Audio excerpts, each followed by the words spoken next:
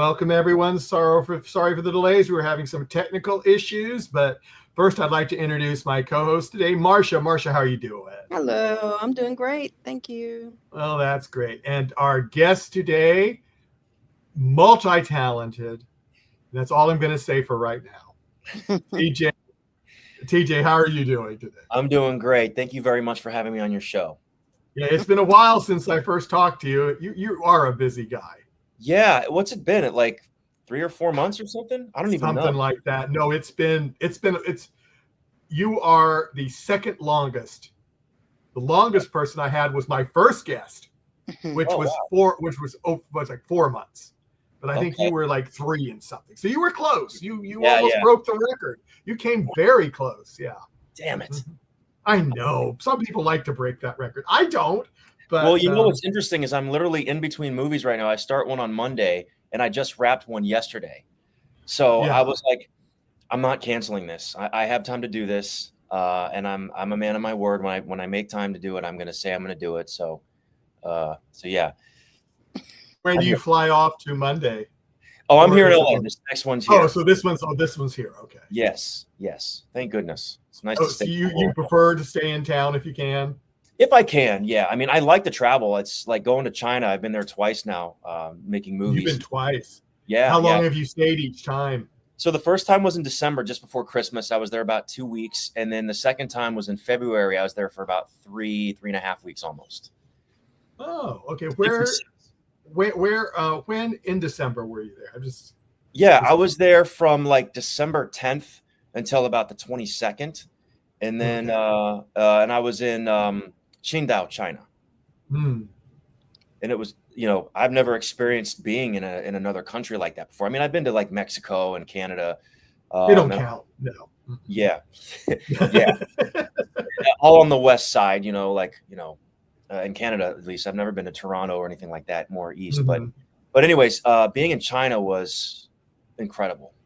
It's a beautiful, beautiful country. Beautiful. People don't. Yeah, they film a lot over there. That's what I. Yes, they do. Well, that's where this whole genre of filmmaking started. Over there, and obviously in their own country, they tested it over there. It did very well, and the Chinese culture love American culture. They love them. They're very fascinated by Western culture and Americans. So they thought, well, why don't we basically make all of our really successful dramas and love stories and romance novel type things that they do and translate them into English and reshoot them with English actors. So that's essentially where this whole vertical short film thing started. And they decided to make it vertical because of the way people hold their phones. It's one less step to have to turn it. And no one wants to hold their phone with both hands to watch something. They'd rather do this. Yes. So that's kind of where the whole thing started. But yes, China has been hiring a lot of American actors to come over there. I got in early before they were really starting to get a whole swarm of American actors to go over there. A lot of people are afraid to go over there because, the government system is very different than ours, of course. China is not considered an ally of America, unfortunately, because of our two government systems fighting. But what I did learn when I went over there, the people love Americans. They're not a fan of their government, like most of us here are not a fan of our own government. At least those I think that are, logical thinking people would realize we're in trouble right now. But I think that at least with my experience being in China, the people there love our culture and are just so kind and generous, and they're funny, very hardworking. The work ethic over there is like next level. Their technology blows ours out of the water. Kind of embarrassing, but it's a beautiful. I mean, outside those things, the country itself, beautiful, really. And I'll just throw up a question in the chat room that relates to what you're saying. Bianca asked, "Did you have time to sightsee while you were in China?" Yes. Well, now the first time I went to China, I did not, because it was just all about the movie. Everybody was like, we had a lot to get done in those like 12, 13 days of filming. I had one day off. And and the other thing over there regarding their work ethic real quickly, we here in America, we have 12-hour days. And then after that, they shut it down. Over there, you can work 3 days straight without like any break, maybe a nap. if you're lucky, if your scenes aren't, you know, back to back to back. But they have done that where you're working 3 days straight. They don't have any like time constraints. It's That's crazy. very different. That's very different. Yes. Yeah. Yeah.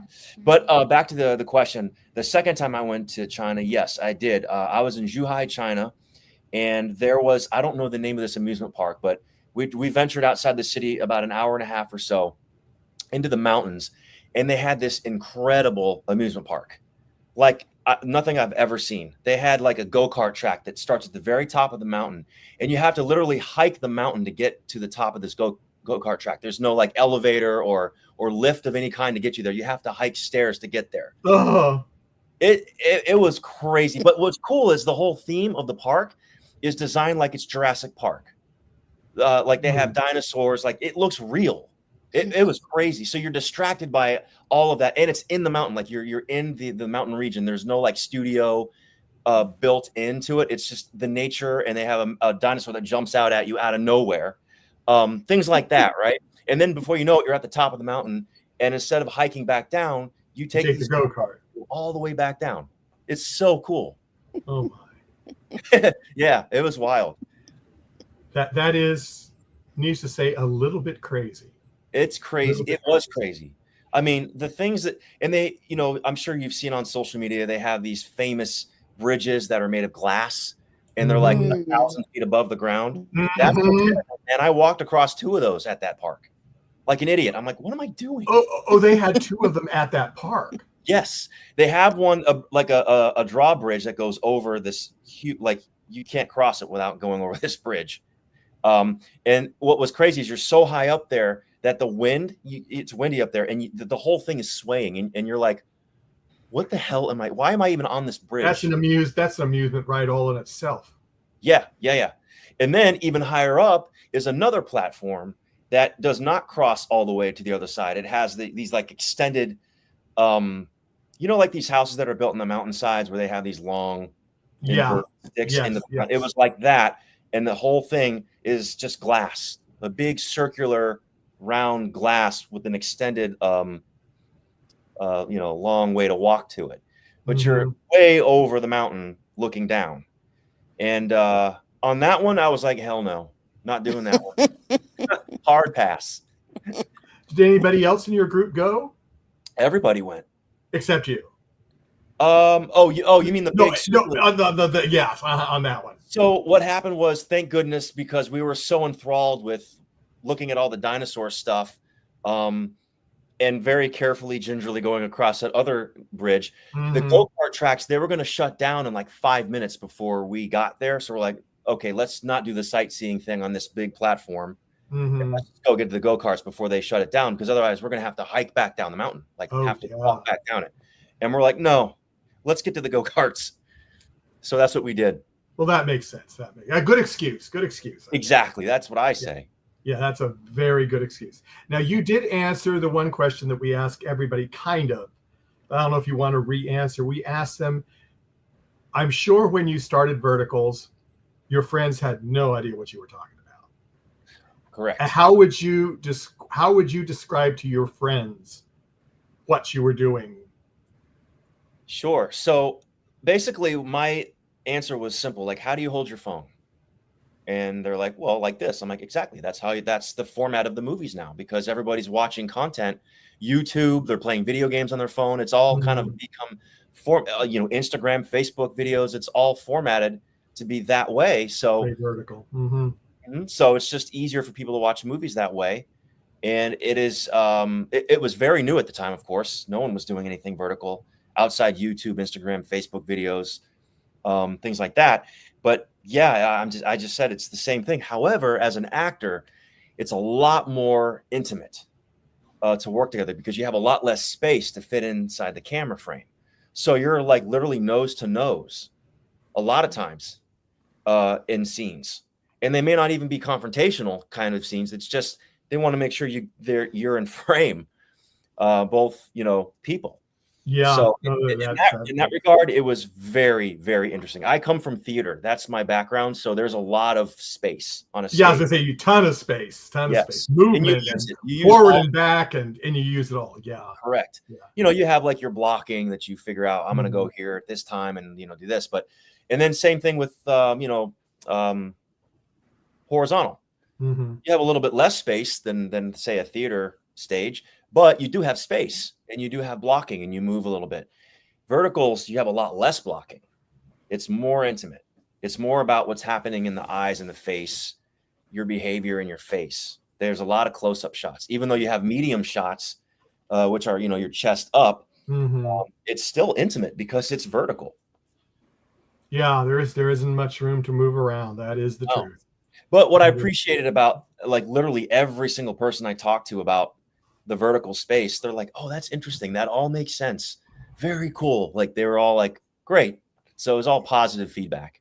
Well, that is good. But yeah, I had the same thing when I was telling people that I was going to be doing these podcasts about vertical dramas, and I got looks like you wouldn't believe it. There's a fascination about it. Like I couldn't do it because I was booked in a movie, but a good friend of mine invited me to go guest speak at a university about vertical films to film students. And they didn't know anybody else in that world.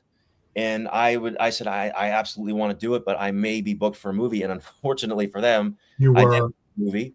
I couldn't do it. But even at the universities, you know, they're talking about it. USC, New York Film Academy. There's a lot of people that I've worked with, directors even, that came from the American Film Institute, prestigious directors that went to a great film school that are directing vertical films. Yeah. Yeah. So this is where there's work right now. So cheesy. It's not a cheesy, stupid, looked down upon platform for artists to be working on, which I appreciate, because ultimately it is acting is acting. And I've, as an artist and as a performer, and I really like how intimate it is, because it's about those moments, whether you're doing widescreen or a stage, you know, those close, intimate moments are everything. That's the true test. Can you stay in that intimate, you know, imaginary circumstance and really live it out and make your audience believe it? Whether it's widescreen, vertical, or on stage, does your audience believe it? At the end of the day, that's what it's about as an actor. It is. It is. I have one more question before I'm going to turn it over to Marcia. Okay. Jazz, and I know she's going to probably talk about jazz too. I saw that you were on Spotify, so I went to the link and I went, "Oh, this is cool." I have it playing in my car now. Thank you. Now, I think I read everything was 2021. Have you put out anything since then, or did I just miss it? So let's see. I started making my music. Long story short, I've been a drummer my whole life since I was 2 years old, essentially, and grew up listening to Buddy Rich, Gene Krupa, Max Roach, those great jazz drummers of the jazz era in the 1960s, 50s, all that stuff. And then my brother, when I became a teenager, introduced me to rock music. So Rush, Dream Theater, Sting, the great drummers of the rock era. So I was very, very in tune with jazz, and then later on rock. And I just sort of combined both and started making my own types of music. I learned how to play keyboard in 2005, taught myself, thanks to a book I read called The Artist's Way, which was written by a woman named Julia Cameron, who, oddly enough, was married to Martin Scorsese. And her whole theory was, if you feel like you've mastered an instrument, in my case, I felt like I could play drums pretty well. She said, learn another one. And I thought, oh, that's kind of cool. Grew up listening to my mom play piano. She played a lot of classical music. And I thought, you know, I never had the desire to play piano classically and sit there for hours, but I did always have a desire to learn it enough to where I could maybe make my own music. So that's what I started doing. And I realized as a drummer, I can hold down a beat really well. Then it's all about laying on top of that whatever I wanted on my keyboard. And a keyboard has hundreds of instruments. So, and I also bought myself this 8-track system. So on each track, I record a specific instrument. And I laid down the drums first, so I had that beat. And then I laid other instruments on top of that. And I was just improvising. I don't know how to play a keyboard properly. I don't know how to have my hands on here and go here. I'm doing this, like I'm typing on a keyboard. But what my technique is I have a good ear.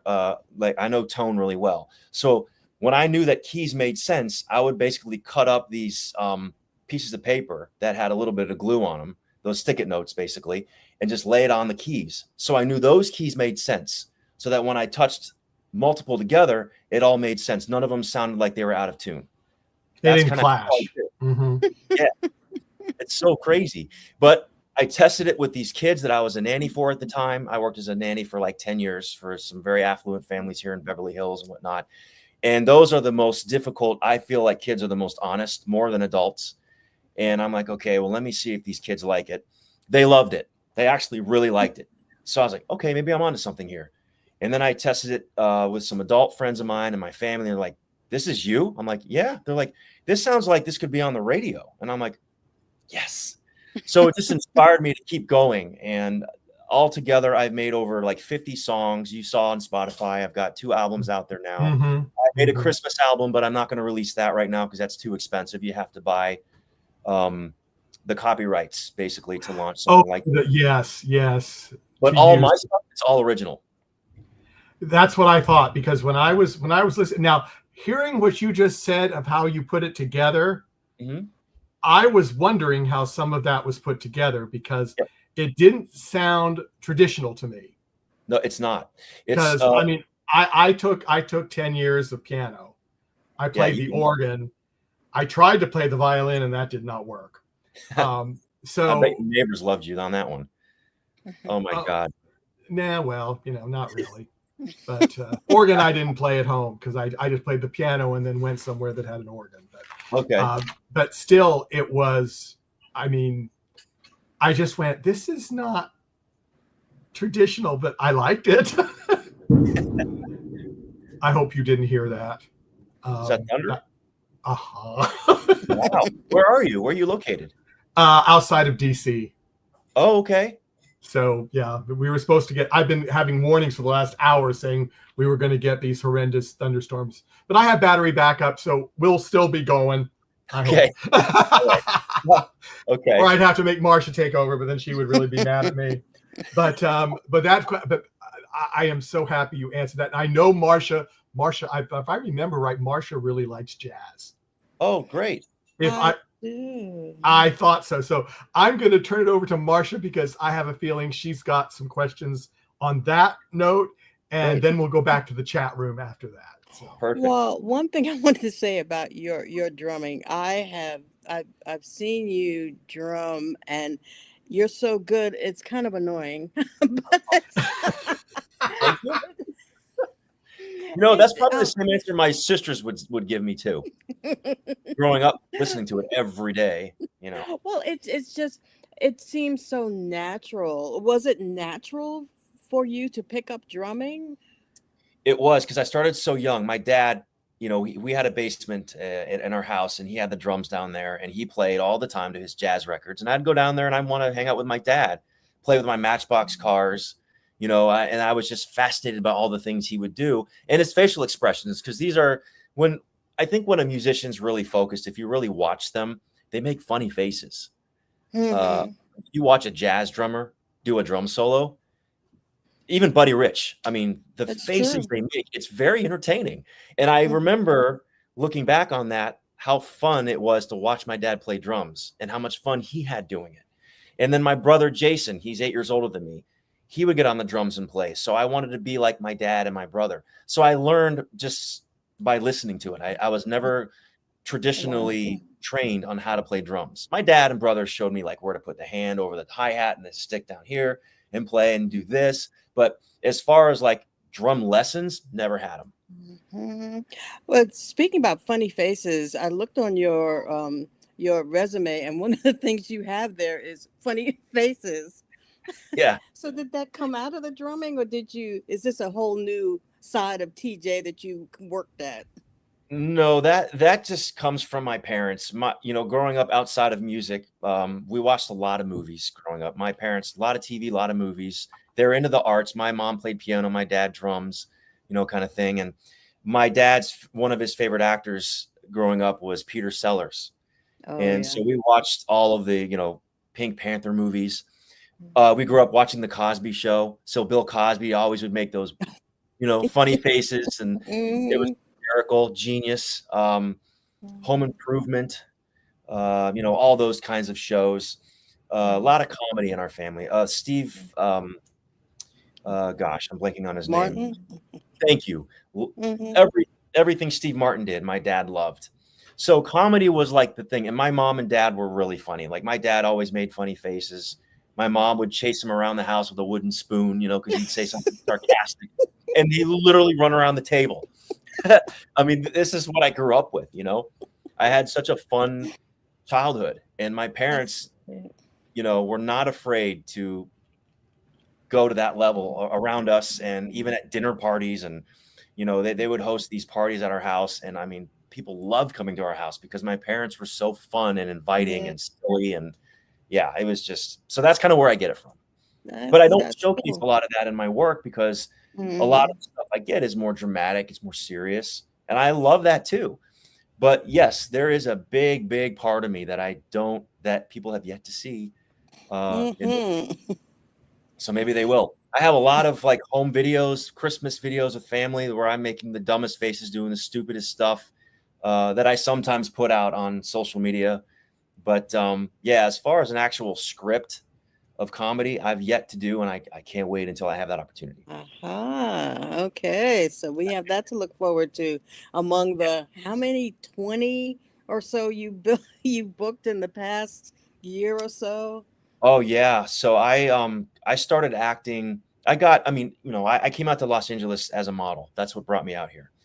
And got very busy. Took an acting class at that time for like 3.5 years, almost 4 years. But it was really about just me getting out of my shell. I was very nervous and shy to actually perform in front of people if it wasn't behind the drums. Get behind the drums, I could do it, no problem. I don't care how many people are watching. But to get on stage and have to talk, uh-uh. How do I do that? And how am I supposed to remember my lines? You know, growing up, I didn't like to read. I like to be physically active. I didn't like to sit and read a book. I was very physically active. I don't know if you call it OCD, but I was just a very energetic kid. I had to move, and reading and sitting in a chair was not something that interested me at all. So I didn't like reading. But as an actor, ironically, that's like 98% of your job is reading. You have to read, you have to study, you have to reread and then reread again and reread again. Because every time you read a script, you discover something new. At least you should if you're paying attention to it. And then you got to memorize everything, So it's a lot of work of just sitting and reading and focusing in your brain power. And that for me was the great challenge and the big fear. But then memorizing the lines was the other thing that I was deathly afraid of because I didn't have a technique. How do you do that? How do you memorize a whole monologue of things to say before the other person says something? And then you got to chime back in later and say that. How do you memorize that? I never had a technique in that first 3.5, 4 years of studying acting. So even though I was good on stage going back and forth, but you give me a script, I'm like a deer in the headlights. I don't know. And so I kind of I wouldn't say gave up, but I was like, I love watching movies. I'll let the actors do the job. I'll book the Calvin Klein and Dolce Gabbana and all that because I did book all that stuff, which was great. Thank goodness. Did all that. So I was busy anyways as a model, but I'm so glad I decided to get back into what really interested me, which was acting. And I finally, about 3.5 years ago, finally learned how to memorize lines because they finally taught me a technique in this other acting class I started to take on how to do that. So I applied the technique, and sure enough, it wasn't easy at first. It took me 2.5 hours to memorize half of a page because my brain was not used to it. The brain's a muscle. And the more you exercise that muscle, the stronger it's going to get, the easier things are going to get. And the brain is no different. And I was fascinated by that. I still am. Like, I never thought I would ever be intelligent enough or smart enough to memorize, 110 pages or 120 pages of script and do it in 3 days. Like, that's That where is I'm at. daunting. People don't realize how hard it is to be a good, like, not just to be an actor, but to really aspire to be a good actor or a great actor. It is hard work. You have to really apply yourself. There are those few out there that are just phenomenons, that just get it, where they look at the thing like, yeah, I got it. And you're like, what? I spent 3 hours on that, and they got it in 10 seconds. Hate those guys. Sort of like your drumming, how I feel about your drumming. Okay, that's fair. That's totally fair. So, and I've seen that you are imparting your knowledge to other aspiring people through your podcasts and things like that. That it seems that it's important to you to share what you've learned. Yes. I've been asked many questions on Facebook and Instagram through messaging, and a lot of them are the same questions. And I felt like, you know what, instead of me just sitting here and spending all this time writing everybody back the same answer, let me just put together a podcast to answer all these questions, because I felt like these people are really paying attention to what I'm doing. They share how much they enjoy. And I feel like, you know what, I owe it to them to respond and respond in a way that, you know, really answers the question where I can also add more of who I am and express more. A lot of the questions were great, intelligent questions, and they genuinely are asking because they want to know. They're not just asking stupid, creepy questions. Like sometimes you get those, but a lot of times I get a lot of very serious, you know, intelligent questions. So I wanted to put that together. And a friend of mine who actually runs a podcast for someone else was like, you should do a podcast because you speak very articulately. You know, you have plenty of experience now and success as an artist. You should really share your stories, because there's not anybody I've ever met. And this guy's been out here for 30 years and he's worked at a very, very high level in TV and film. He's like, I don't know anybody that's got your history. He's like, you should write a book. As an example, my first 2 weeks of arriving in LA, I was invited to the Neverland Ranch to participate in Michael Jackson's dad's 75th birthday party. Wow. And I went. And how I got invited was a friend of mine knew the family very well. And I met this person in Atlanta. He used to work at CNN as a programmer. And before that, he was president at Disney Television. And before that, he was vice president at NBC. So he had a lot of success with television shows and stuff. And he was at a very high level. So he got invited to that. And he goes, you want to go? I'm like, yeah, sure. Why not? If Macaulay Culkin went one time, I'll go. So there you go. Good excuse. I had the best time. I mean, it was so much fun. I rode that boat, you know, that goes back and forth. Yeah. With this rapper named Exhibit. You know, he sat next to me on the boat and he got really sick and rested his head on my shoulders. Like, I'm sorry, dude, this is so not my, I'm like, it's all good. So meanwhile, he's got a show he's hosting on MTV and he's like this famous guy. And then I rode this other ride that goes around, but up and down while it goes around. It's called like the Spider Ride or something like that. And I rode that with the entire Wu-Tang Clan. You know, Denzel Washington was in line to ride the thing. And like, it was wild. It was just everybody around me was someone famous. And then later that night, we go back to Los Angeles and he invites me to another party, a 50th birthday party at this studios called Raleigh Studios, where they made many movies and TV shows. And it was this this guy that was 50, he's just turning 50, and he was some big executive producer of movies. And all of a sudden, out of nowhere, these white like pillows are placed on the ground in front of this stage, and we all grab a pillow and sit on them. And the stage opened up, and it's Burt Bacharach and his entire band playing live for us, for this guy, for his birthday, and playing all of his hits. And I'm like, this is welcome to LA. It was wild. Within 2 weeks of arriving in Los Angeles, like that's just the beginning, Amazing. you know? But anyways, but yeah, I wanted to share just some, because for me, it's like, you know, it is about who you know. A lot of it is political. It is who you know to get invited to these things, but you also have to be open and available. And I think you also need to be a very kind person and just be able to laugh at yourself when you make mistakes. Don't take yourself too seriously. Way too many people take themselves too seriously here. Even when I was like a successful model on a TV show doing red carpet events and talk shows and things like that, on the billboard in Times Square and over here on Sunset Boulevard, I did all of that. But I was just like, yeah, it's fun. But I'm not like I'm better than everybody else, you know? And so many people that I know or have worked with have that attitude. And I'm just like, why? You know, we're creating art. Why do we think we're better than everybody else? It's so stupid in my opinion. But one thing that I'm sorry. No, please go ahead. One thing that I also heard you talk about, I think it was on the Steve Harvey show, was how to approach rejection. Yeah. Yes. And that's really important for people to deal with, is Yeah. rejection. Rejection's a big thing. We get Hmm. that. I mean, that's what we get in this business. 99.9% of it is rejection. One of the Hmm. best things I ever heard was a really good actor that studied the same technique I did. He's been famous for many years. He said it takes 50 big breaks, and I mean big breaks, for you to get your first big break. Hmm. And that's so true, because it's these little mini things but they're big steps that eventually get you that big audition. Now, you may not have landed the audition, but now you're in front of this casting person and the producers are going to see you perform. So in that regard, that's a big step, because they may have you in mind for something else down the road, you know. And going back to, giving back and wanting to talk about Yeah. encouraging other people. My parents always were that way anyways. They're givers. My mom, she's got one hell of a story as a woman, things she's been through and helping people that have gone through or are going through very similar types of things. My best friend out here in Los Angeles, he's a dentist, Dr. Bill Dorfman. He was on Extreme Makeover for all 5 seasons as the dentist.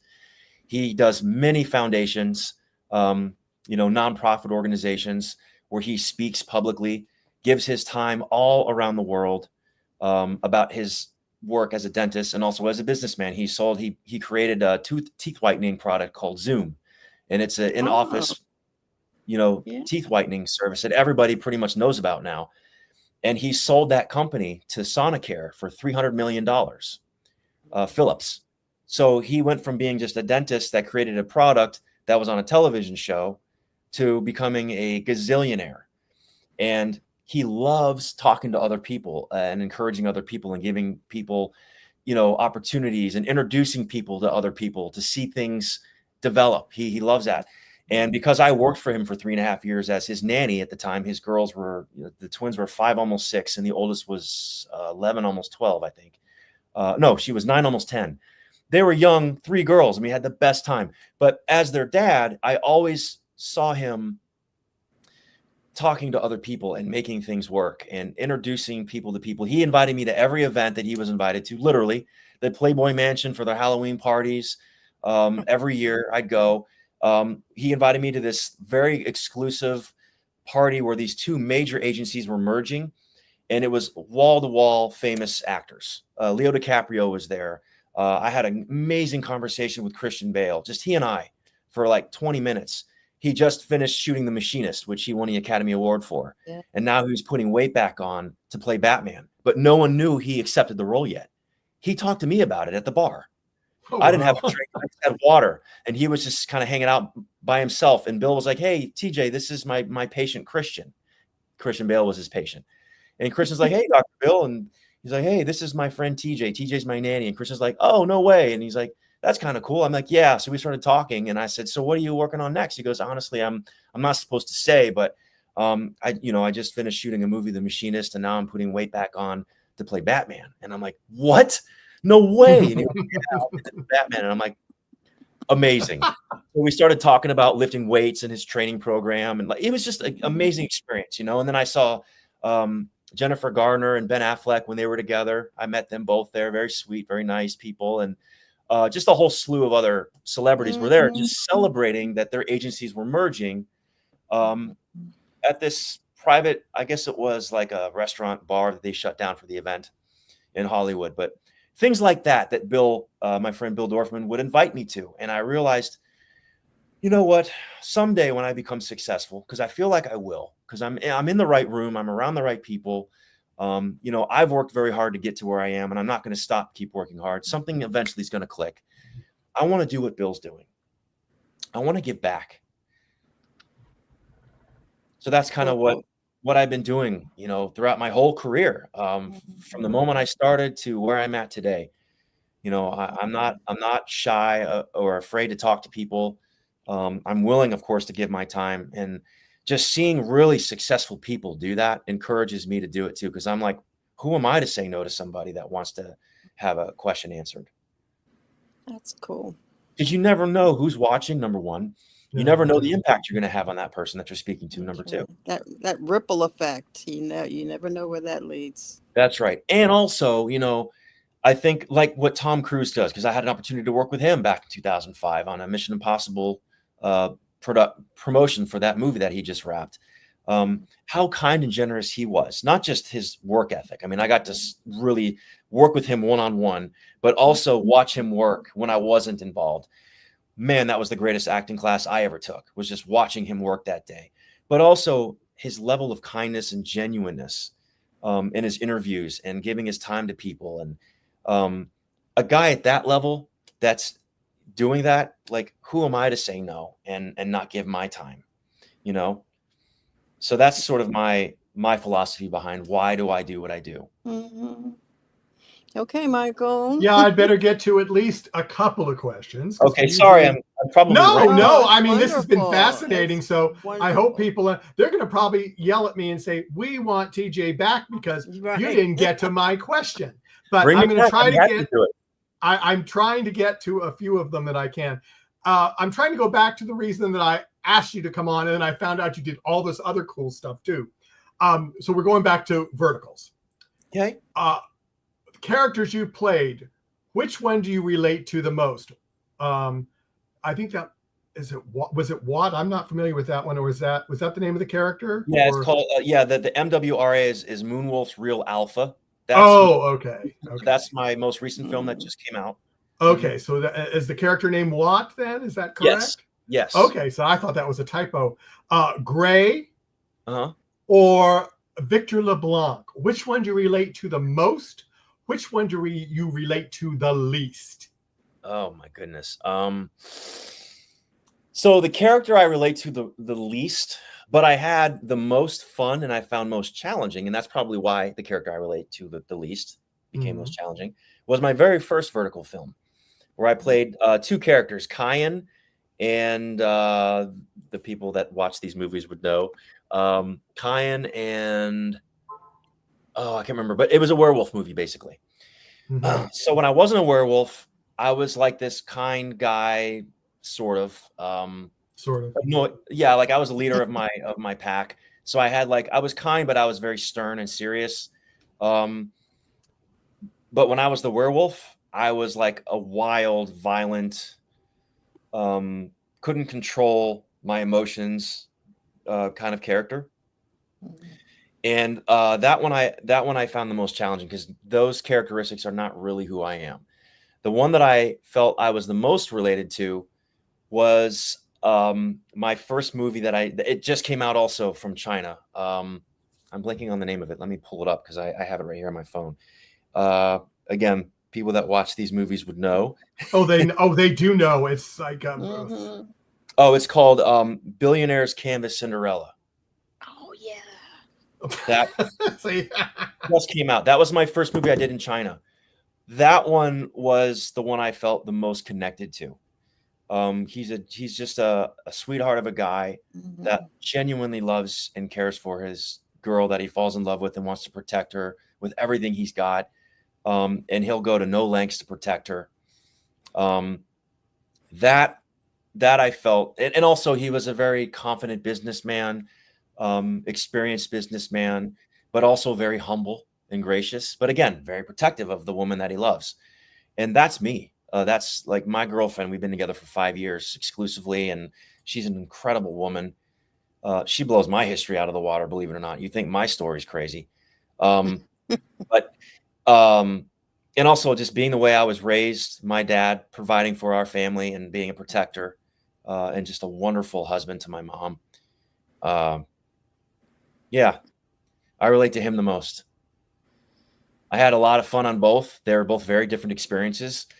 But if and maybe to even go a step further, if I had to choose what character I'd rather be again, I'd rather choose to be the werewolf one, because it forces me to expand more of who I am.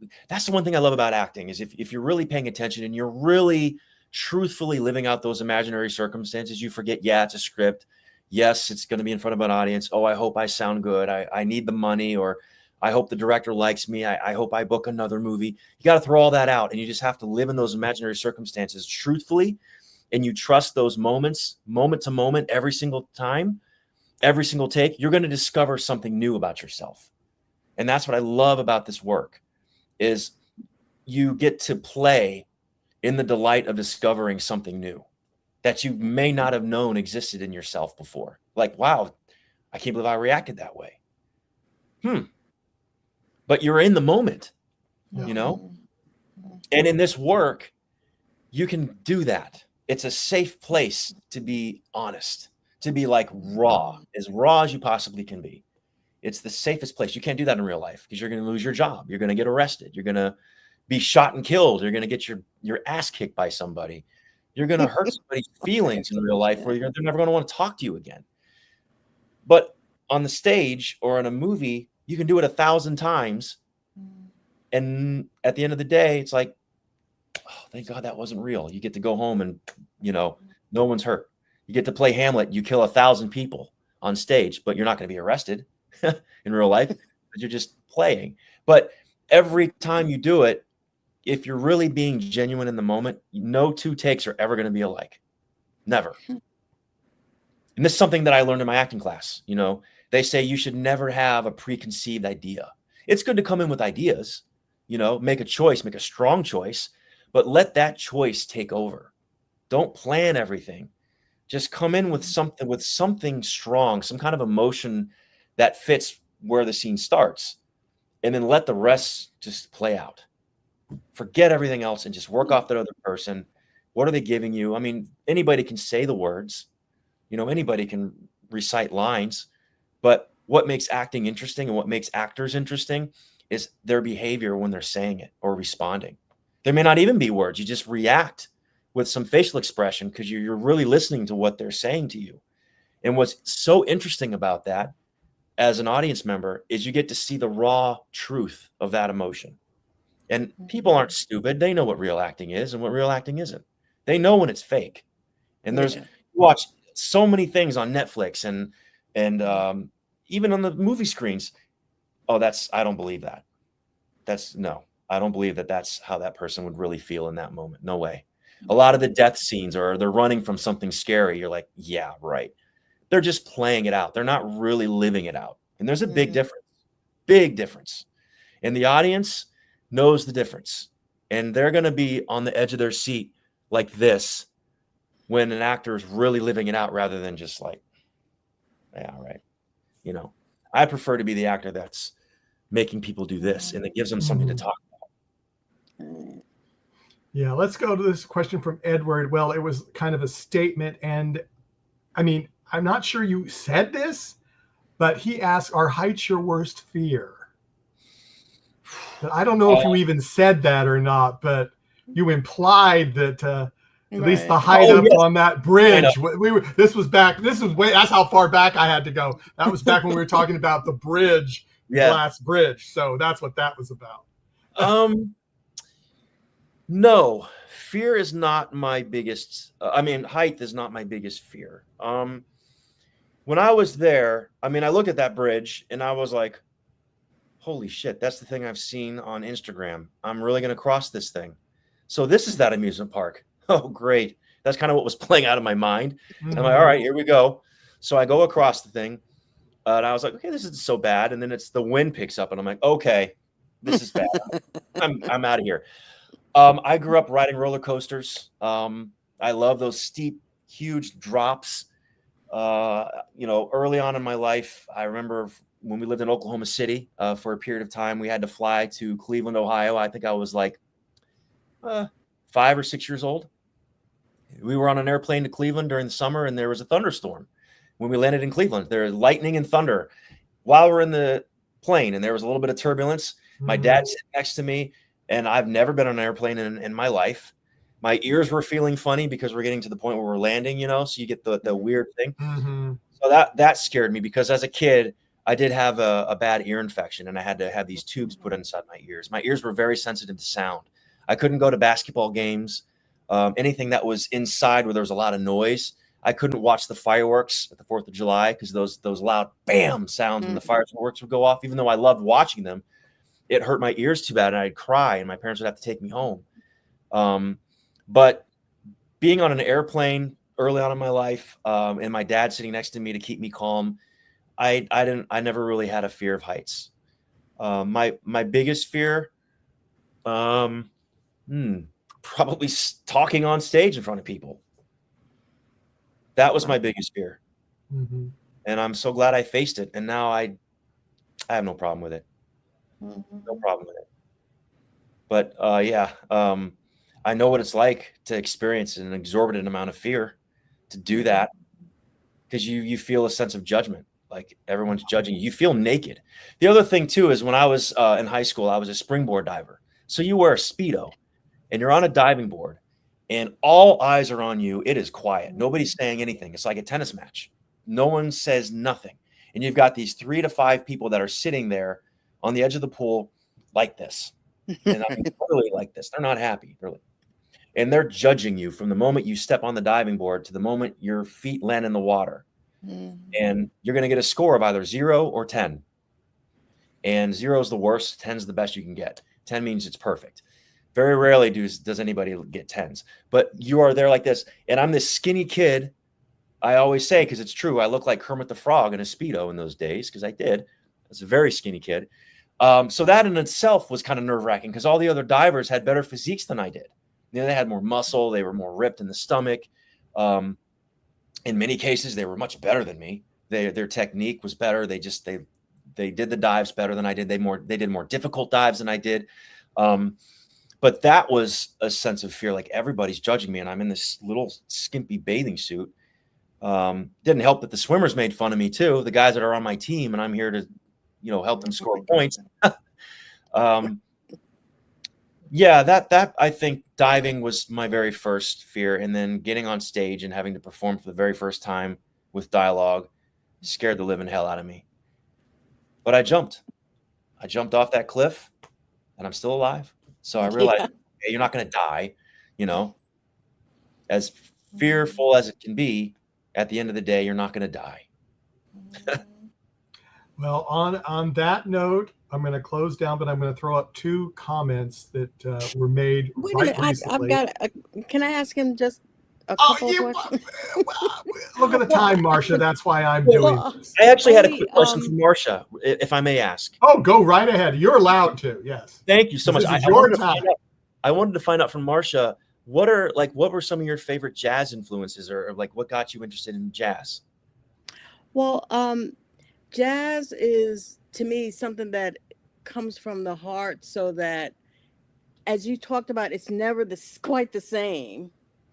And I like listen to see now you I'm thinking of there you go. Gotcha, Marcia. Of jazz musicians, but and you mentioned some of them, but mostly I like to listen to people who feel music and let the music take them wherever it's going to take them. Charlie Parker.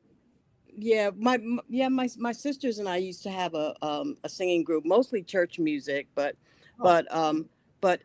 before we would go on stage, there would be a song that we would do, and sort of to bring ourselves grounded together, and it would never sound quite the same, no matter how many times we did it, because it depended on the mood, it depended on how we were feeling, but and that collectively feels like jazz to me is living in the moment. And when I listen to you talk, it's kind of like jazz, because I've seen, I've listened to your podcasts and stuff, but even so, what you're telling us today is another movement in your life music path. It's very cool and very interesting. Yeah. And even though I think that Jimi Hendrix may not be considered a jazz musician, oh no, he is had jazz. the opportunity. You think so? Absolutely. I had the opportunity to see him on stage, and he affected me incredibly in the way he took the moment. Mm-hmm. He took the moment and just and let the audience sort of relate to him. And I think I was thinking about you and your and how you speak to people and how people. Somebody in the chat room was saying they're just listening to you, Yeah. and how you have the ability to affect people by giving your experiences. And I hope that you continue. I know that you're going to do that. I know that you're going to continue that. And I know that you are affecting people all the time positively. And I'm grateful to have been with you today. Thank you very much. Thank you. I want to share one quick thing regarding the music thing. So a few years ago, I had the opportunity to meet one of my idols, thanks to being being invited to an event, Beverly Hills Hotel. It was an event that was basically honoring an entertainment lawyer. It was called Entertainment Lawyer of the Year. They do it every year, and they honor one lawyer that is responsible for making their artists the most money for that year, negotiating their contracts, and they're just appreciating that particular manager that year, or not manager, but lawyer. And I got to meet Steve Perry, the lead singer of Journey. Mm-hmm. Similar situation as when I met Christian Bale. The guy was just standing by the bar by himself. And I was invited because my ex-girlfriend's mother was an entertainment lawyer. She was a part of the Beverly Hills Bar Association. And she put together this, she was part of the organizers of this event every year. And she loved doing it because it was so much fun.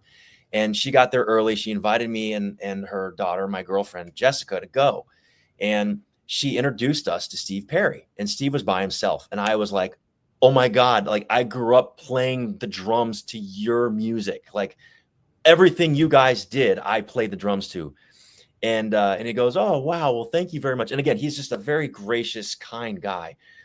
And I go, so how, like, what was your training like? Because you have, like, in my opinion, you're like one of the best male vocalists ever in music. I mean, there's Pavarotti, there's another guy I can't think of right now. Oh gosh, I love his voice. God, I hate that I'm blanking. And then there's Steve Perry. Like I put him in the top 3 because to me he is one of the top 3 best male vocals ever. And he goes, oh, well, thank you. I was never classically trained, and my voice just naturally got better and better. And I'm like, really? He goes, yeah, you know what? Actually, I was a drummer before I was a singer. And I'm like, no way. He goes, yeah, I was the drummer in our band. But our lead singer dated some girl. She convinced him to leave the band. We had nobody to take over, but they voted me to be the lead singer because I had the next best voice because they all would sing backup. So they moved me to the front.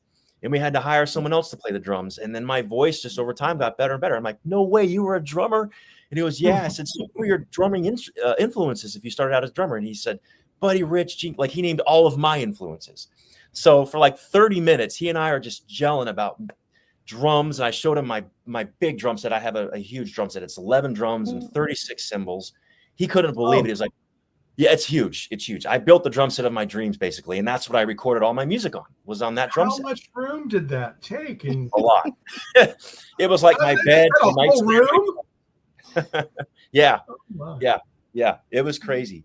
But we were like, so just to learn that about like my favorite, like my personal favorite rock singer, Steve Perry, to like not just meet him, but talk to him, and then talk one-on-one about something that he and I share a major passion about was like the most special thing to me. It's up there when I work with Tom Cruise by far to have that. And at the end of the event, honoring, his lawyer and a bunch of other artists. Like I met a lot of other famous people there.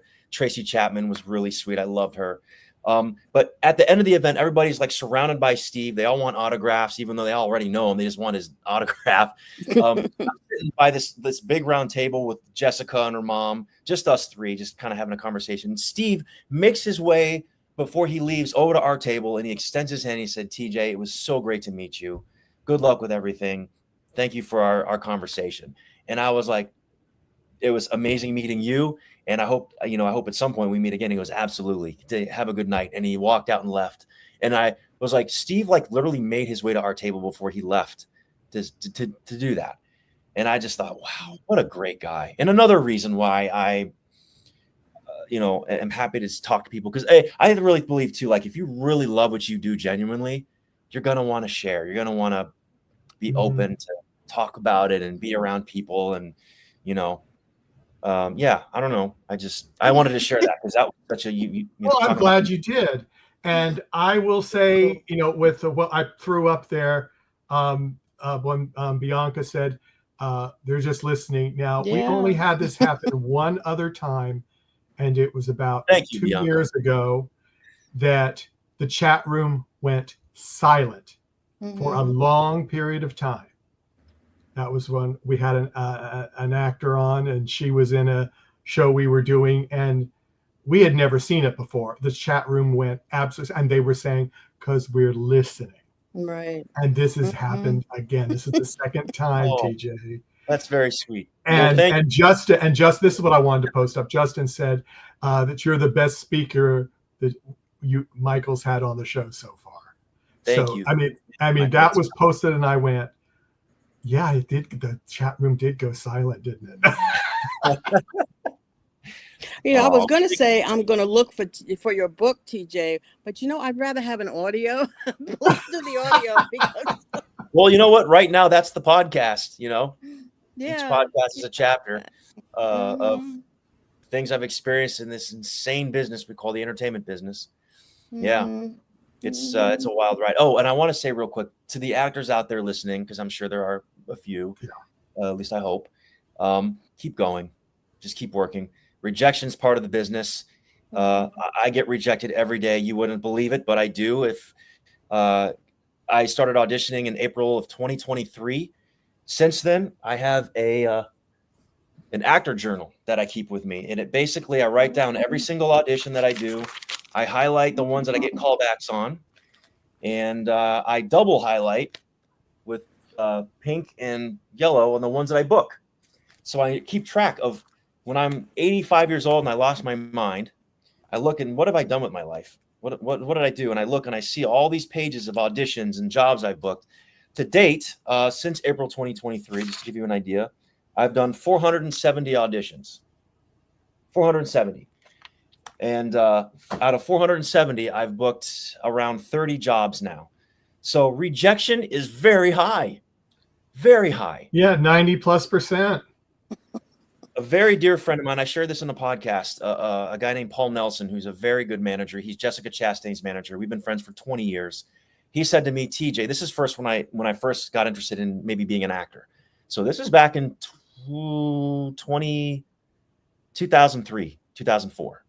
I sat in his office and he goes, okay, TJ, you want to be an actor? This is what you're up against. Forget all the other actors that are working right now in Hollywood. Forget all that. There are 250,000 people in LA that are trying to act just like you. Of that 250,000, only 5% are actually studying their craft. So if you're in an acting class, you're already 95% of the curve. That sounds pretty good, right? And I'm like, yeah. He goes, okay, now here's the kicker. Of that 5%, less than 1% have an actual chance of making it. Yeah. So you have a better chance of getting struck by lightning twice than actually in the same place. Yeah. Than having a successful career in this business. Wow. That's what you're up against. So you have to ask yourself, do you really want this? Are you really wanting to go through every single day of your life hearing the word no? You can do better. Not good enough. I don't believe you. Make me believe it. Try again. Or no, thanks. We don't need to see you anymore. Is that what you want to do for the rest of your life? Is that how you want to go about the rest of your life? That hit hard. Yeah, and it is true. I mean, I have lots of actor friends, and they gave up on their big dream. They act. They get a job that they can make money on, and they act at a community theater because that's where they get their what would be the word there? The most common thing I see from actors in an acting class, a lot of them are pretty, good-looking people. A lot of them come in and they think because they're pretty, they're going to get a job. Yeah. Because actors on TV make it look that easy, right? Yeah. Celebrities make it look that easy. Yeah. Magazines don't really exist that much anymore, but You look at when they magazines, did, yeah, pretty people. Yeah, like OK Magazine, the weeklies. They watch TMZ, those types of shows, Extra. It's all about beautiful, pretty people killing it in LA, right? Good or bad. But it's all pretty people. So they have this misconception of, I go to LA and I go in an acting class, I'm going to book a job. Or if I just show up in LA, I'm going to be hired off the street and I'm going to star in the next movie. But then they realize in acting class, no, you got work to do. You got to learn how to listen. You got to learn how to truthfully respond. You got to learn how to memorize lines. You got to read. And within 3 weeks, these people are out of the class. Now they're working some, I don't want to say deadbeat job, but it's not what they came here to do. No.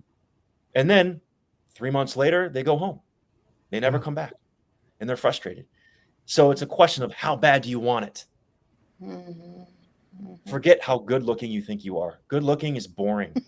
Give them something interesting. Make the truth of your face where you're unattractive. That's interesting.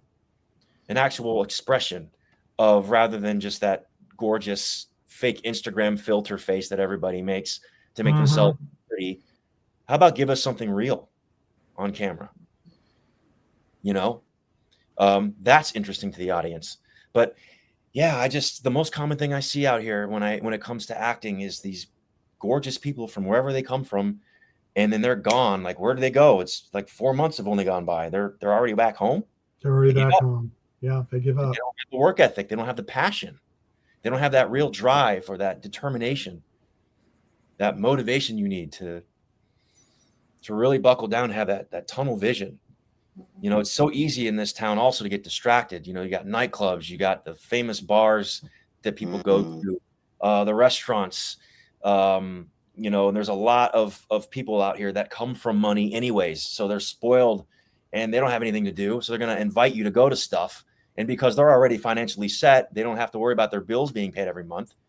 They're going to invite however many people they want, because to them, they're more popular if they have more people in their house in the hills. But as the struggling actor, dude, I got to pay my rent. I got to put gas in my car. How am I going to pay for my groceries? I can't do that by going to this person's house every weekend.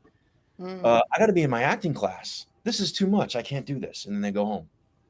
They got distracted. And then now they're frustrated and they're going to leave. It's just so common. So I'm saying all this to those out there who are watching. Ignore all that. Focus. Do the work. Read. The more you read, the better you're going to get at it. Trust me, I'm a testament to that, because I was a shitty reader. Memorizing lines. It took me, again, 2.5 hours to memorize half a page. Now I'm memorizing 120 pages in 3 days. Because in our work, sometimes you have to do that. Sometimes you're on set and you get 20 pages that are now total rewrites. And you got to be on set in 30 minutes. You got to memorize 20 pages in 30 minutes. This is real. Oh, it's real. I hear that from others. Yeah, that's real. You better have a technique. You better be good at what you do. Even be better than good. Be great. And that just comes with practice. Like anything else in life, you can't expect to be in the major leagues if you're not in batting practice. No. Or you can't expect to be an NBA basketball player if you're not practicing your layups. Acting is the same way. Acting class is the same way. Watching movies, watching the great actors do what they do. Jack Nicholson, Meryl Streep, Marlon Brando, James Dean,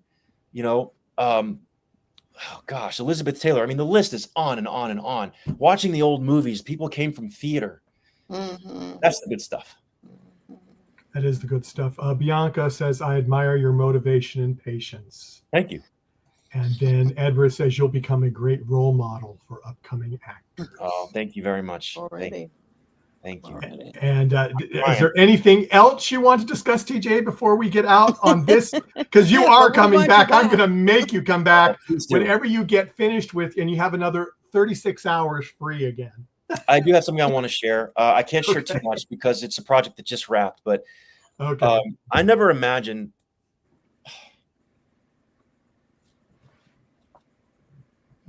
If you can't say it, don't say it. We don't want to get you in trouble. Okay. No, it's not that. It's emotion. Oh, it's emotion. Okay. Yeah. Basically,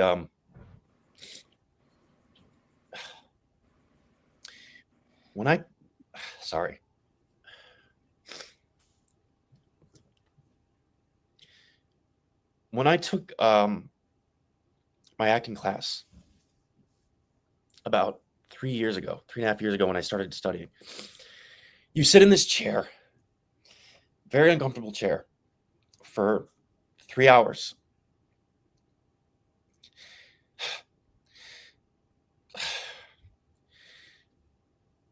And you do that, twice a week, 3 days a week if you're lucky. And you're just learning, trying to build your confidence in what you do, and just try to get a job as an actor. Even just the simple thing of pleasing your acting teacher to hear, good job, great job, or hear it from your classmates, and then the next thing you know is you book your job, you apply what you've learned. And it took me about 2 years to finally get my first acting job, because of my fear of memorizing. I didn't know how to do it. So I felt like if I couldn't, I wouldn't be a good actor. Because, you have to say what's written on the page and make it come to life. That's the point of a writer's work, is the actor to say those lines. And I just was like, I don't know if I'll ever be able to do this, because it's so much words and I'm not good at memorizing things. But when I learned the technique, I practiced it in class. I got better and better and better. I did an audition for 2 years, just sitting in this class in this very uncomfortable chair for 3 hours a day, twice a week, watching actors perform that were better than me in the class, that could do it no problem, admiring them, wishing I could do it. Eventually, I got better and better, to the point where I felt like, okay, I think I'm ready to audition. And the very first movie I booked was my very first audition.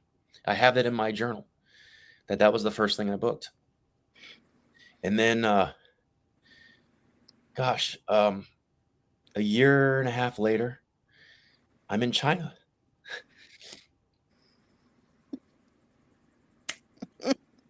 I'm in China playing the lead role in a movie, getting paid a really good amount of money, all expenses paid, being treated like a celebrity would in America. Everything's provided for me, anything I want. And I don't ask for much, but I think the thing I asked the most was Snickers bars, because the ones in Did they China, have them? yes. Oh my God, their Snickers bars taste better than any Snickers bar I've ever had in America. It's just, their ingredients may be the same, but where they come from is different. The soil is different. Wherever they make these things, it's just different. It tastes like a fresh candy bar out of the factory every single time. Here in America, they've been sitting on the shelf, and I don't know what happens to them. They dry up. They're not as good, even though they are still good. Snickers bars are good, but the ones in China are like out of the park good. So I asked for those a lot. But yeah, I'm in China and I'm doing this movie, and and I share this experience, while I was there, just this exact thing. I remember being in acting class and sitting in this uncomfortable chair and doing what I'm doing. And here I am in China playing the lead role in a movie. It just goes to show you never know what's going to happen when you work hard. Mm-hmm. Apply yourself. Mm-hmm. Now, this last movie that I just did came about because of the other films I've been doing. The person was familiar with my work, and I thought I was a perfect fit for this project that's brand new. It's basically next level filmmaking for a very successful platform. And they said, we want to test this out with our audience and just see how well it does. We'll have script writers write 3 different things for you. I did those 3 different things. They tested it. It did very well. So we just wrapped shooting the first 30 minutes of a project. And what's so special about this one for me is that I got to act this with my girlfriend. She's not an actress. She was better than any actress I've ever worked with. And I'm not just saying that because she's my girlfriend, but the way it was written for her. And I chose her. So they wrote it for her based on her characteristics, the way she looks, the skills that she has. And of course, they built my character around how I look and my skills and different things. So they wrote this beautiful story, and it's open-ended at the very end because we're testing it with the audience. If it continues to do well, we're going to go forth and continue on with what we're going to do, and it hopefully will be a very successful thing. We really are hoping it will be. But it's very different than what's available now in the film world. And just the fact that I got to work with my girlfriend in this manner is everything to me. She's already done one movie. Again, she's not an actress, but she was invited to do one, a movie called Steel Wool, and it's available on Amazon Prime. It's been up there for, I don't know, 6 years. And she's only in the thing for like 20 minutes or 20 seconds or 30 seconds. She steals the movie. It's crazy. Like everybody talks about her and wants to see her again because she's so beautiful. I mean, she's from Romania, and she's in incredible shape, and she's got that sexy Romanian accent, and the way she behaves on camera, it's very natural for her. She's not an actress. She just did what she was told to do, and she did it, killed it. And because she has these special athletic skills mixed with her accent, mixed with the way she looks and her beautiful face, she's a scene stealer. So I'm like, there's no one better for this. And the app people agreed to have her be my lead, and we just had the best time making this movie. And I don't know, I just never imagined that I would have, not just as an actor, but as an artist, to have the creative freedom and the creative power to bring in someone that I think is perfect for this, and then for them to write it for her, and then to write my story, and then ours combined together. And we still have creative freedom on top of that. We don't have to stick to the words word for word every single scene, but we worked on it that way. She and I worked very hard on this together, night and day. I mean, she really wanted to come in perfect, and I love her work ethic. That's another reason why I say also she's the best actress I've worked with to date, because her work ethic is out of this world. It's crazy where she comes from. A communist country, 5 years old, fighting in her basement, staying below ground because bullets are flying over her head, literally. And there's long bread lines just to have one loaf of bread for the whole week. This was Romania back in those days, fighting communism against Russia and all these other countries. And yeah, that's where she comes from, to be where she is now in Beverly Hills, owning a supplement company, being a 5-time world champion in fitness, Miss Fitness Australia at the IFBB Pro level, the highest level, the level that Arnold Schwarzenegger won all his awards in as a bodybuilder. She won that stuff in Australia. She's traveled the world. She was a springboard diver when she was 5 and 6 years old for her country of Romania. She was representing the country. She got to speak for her country in front of the whole world. They were choosing either her or Nadia Comaneci, the gymnast, the famous gold medal gymnast. And they chose Irina, my girlfriend, because she was cuter. She was younger and cuter, you know. So they thought, well, this will win the hearts of people around the world, and sure enough, she did. But her story is incredible. So her work ethic, where she comes from, is like nobody I've ever met. And again, just to have her be my co-star is just like, wow. And she killed it. She freaking killed it. Yeah. I wanted to share that. So thank you. Anybody out there listening, stick with it, because you just don't know where things are going to go. You don't know. You don't know who's watching. You could think it's the shittiest movie you've ever made, and before you know it, you're getting a call from some executive producer saying, hey, you played this part. You're right for our movie. Let's bring you in. Or they just flat out offer you the part, which has happened to me several times. I don't have to audition. They just, you're the right guy. Are you available for these dates? Please say yes. We'll pay you anything. And I'm like, sounds wow. good.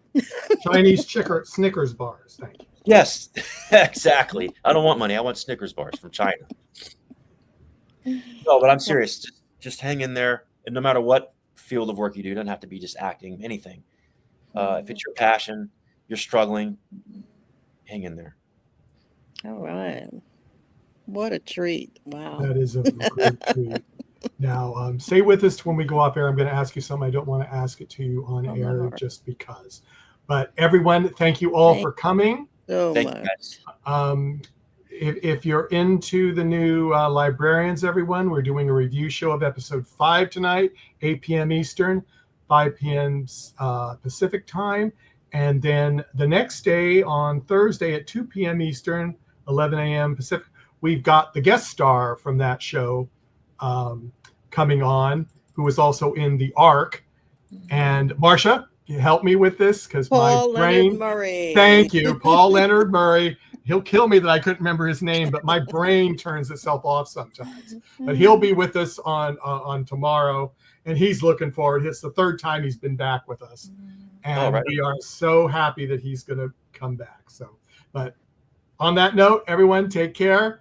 We'll see you again later. Thank you, TJ. Thank you, everybody. Thank you, TJ. Bye. Bye-bye, everyone.